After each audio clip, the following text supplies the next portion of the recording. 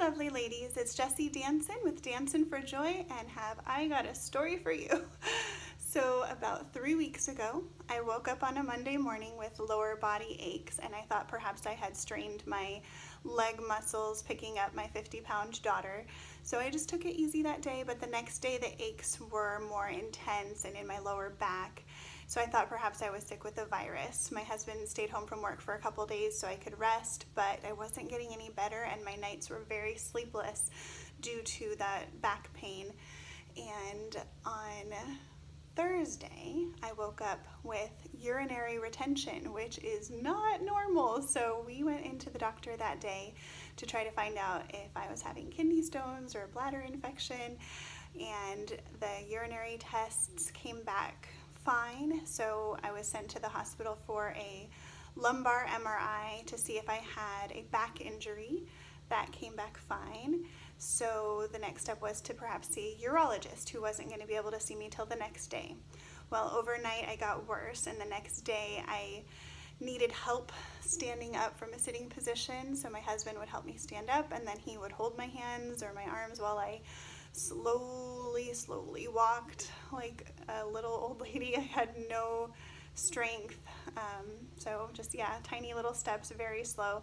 And the urologist told us what we were pretty sure was the truth, which was that it was not a urology problem, probably a neurology problem. So he sent us to the emergency room, and I had a CAT scan, a lumbar puncture, and a brain MRI, a thoracic MRI, and the diagnosis seemed to be Guillain-Barré, which I had never heard of before, but it was basically that my immune system was attacking my nervous system and causing weakness, near paralysis to the lower part of my body. So I was hospitalized for a few days and given intravenous treatments of immunoglobulin, and I seemed to be responding to that. So I was released from the hospital and allowed to continue my IVIG treatments as an outpatient.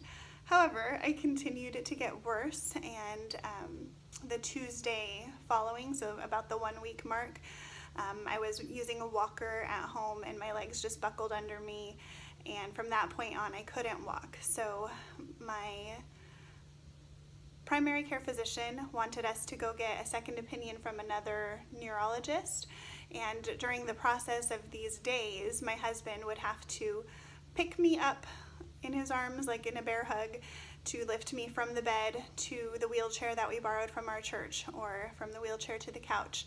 We have a Suburban that we drive our family around in, and so he'd have to lift me into the Suburban. My husband's strong, but he's not by any means a bodybuilder, so this was a strain on both him and me, but that's what we had to do. So the neurologist that we saw for the second opinion sent us for yet another MRI, because she said the MRIs I had the previous week may have been too early to show anything. And sure enough, it showed that I had inflammation of the spine, which was indicative not of Guillain-Barré, but of, I'm blanking out now, what do I have? I have transverse myelitis. Transverse myelitis, yet another thing that I knew nothing about. So the transverse myelitis was kind of a similar diagnosis to the Guillain-Barré. It's not the same thing, but my nerve cell linings had been attacked by my nervous system due to this spinal cord inflammation virus. I have no idea how I got it. It was just a virus. It may have been something that had gone through my family and it just affected me like this. It's kind of mysterious. I'd like to research it some more, but for some reason, this is how it affected me. So shortly after that, like just a couple of days after, I was admitted to a different hospital and given treatment of steroids intravenously, and that was the appropriate treatment for the transverse myelitis.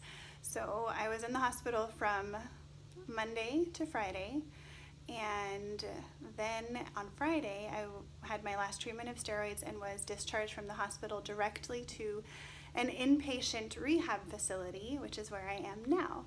And at the time of my coming here, I was absolutely bedridden. I had to have someone take care of all my care, if you can imagine.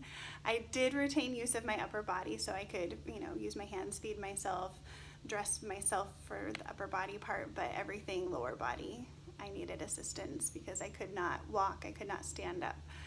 So coming into the rehab facility, we weren't sure what to expect on the timeline for my recovery, but this is where I will learn how to walk again, and this is where my brain will be able to reconnect all the signals from my muscles and nerves, and I can learn how to function again.